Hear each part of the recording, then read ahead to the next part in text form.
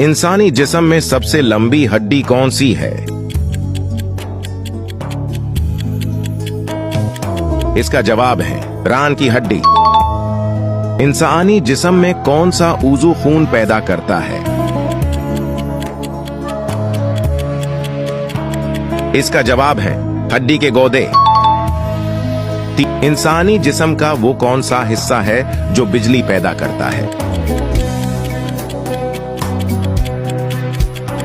इसका जवाब है दिमाग। इंसान का दिल मरने के बाद कितने मिनट तक काम करता है?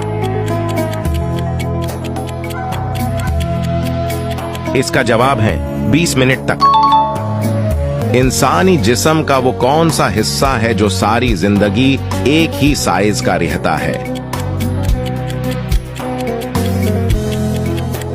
इसका जवाब है आंखें।